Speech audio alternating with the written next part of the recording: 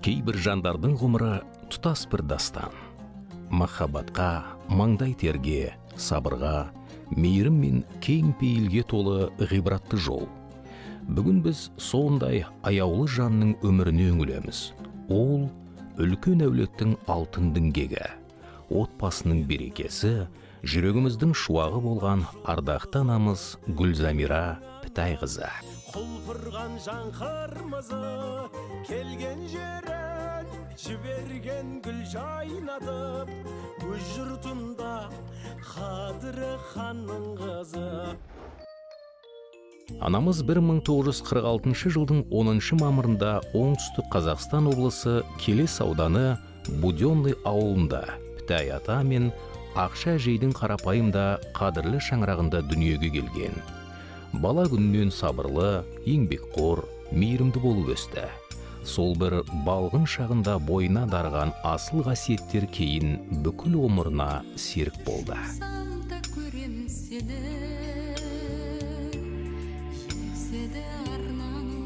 1965 жылы анамыз Жолбарыс Мошқалұлына тұрмысқа шығып жаңа өмірдің ақ босағасын аттады.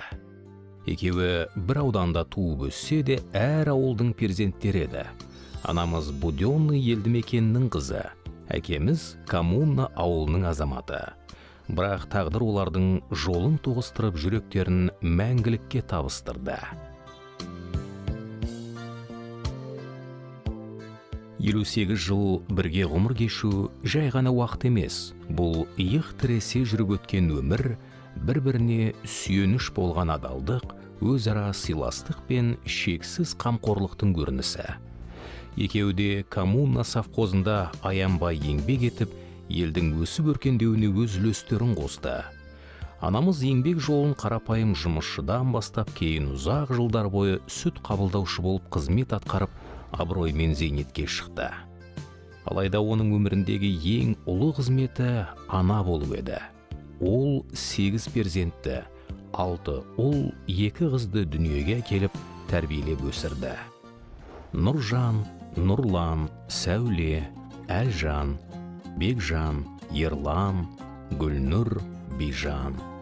Әр қайсысы ана жүрегінің бір бөлшегі, өмірінің мәні мақтаншы. Бүгінде бәрі өз алдына отау тігіп, үлкен әулеттің тамырын тереңге жайып отыр.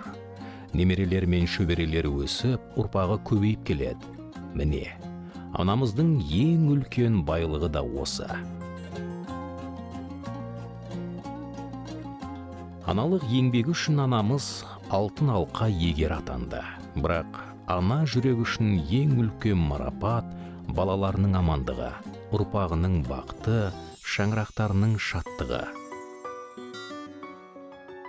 Ардақты әкеміз қасиетті қажылық парызын өтеп, Мекке мен Мәдинаға барып қайтса, анамыз да сол мекенге аттанып, умра ғибадатын жасап, Қағбаны тауап етіп, жүрегіне рухани тыныштық алып оралды. Бұл олардың иманға беріктігін, ниеттерінің тазалығын, Аллаға деген ықыласын айқын танытқан тағылымды жол болды. Шүкір Аллаға. Өмір сынақсыз болмайды. Қазіргі таңда әкеміз бұл дүниеден өткен. Сондай құлдары Нұржан мен Бекжан да мәңгілік мекеніне аттанды. Бірақ олардың жарқын жүздері, жылы үндері, өнегелі істері отбасының жүрегінде мәңгі сақталады. Себебі сүйіспеншілік ешқашан жоғалмайды. Бүгінде анамыз 80 жастың асқарына шығып отыр. Жасына қарамастан әлі де сергек, нұрлы, ширақ қалпында. Ән айтуды ерекше жақсы көреді.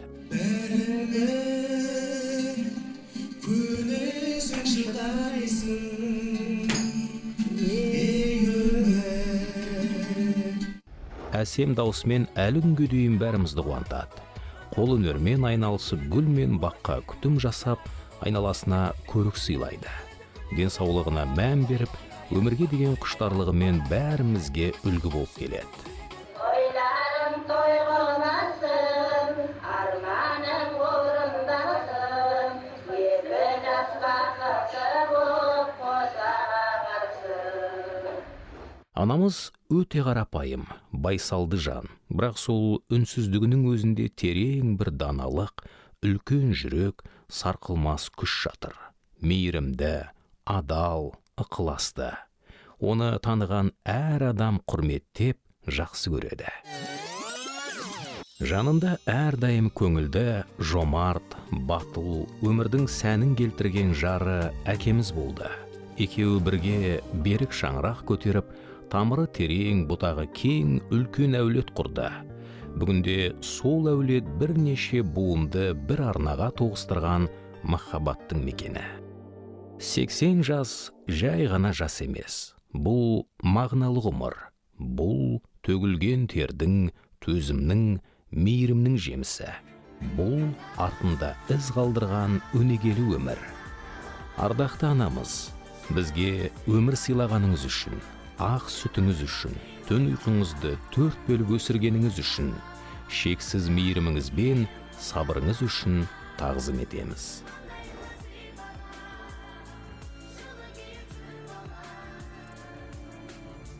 Сіздің алақаныңыздың жылуы бізге пана, ақ батаңыз, жол, жылы жүзіңіз қуат. Сіз барда бұл үйдің шам сөнбейді, жүрегіңіздің нұры өшпейді. Жаратқан сізге ұзақ ғұмыр, мықты денсаулық, жан тыныштығын сыйласын.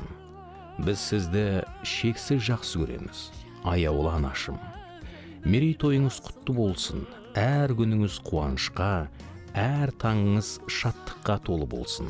Сіз барда біз бақыттымыз.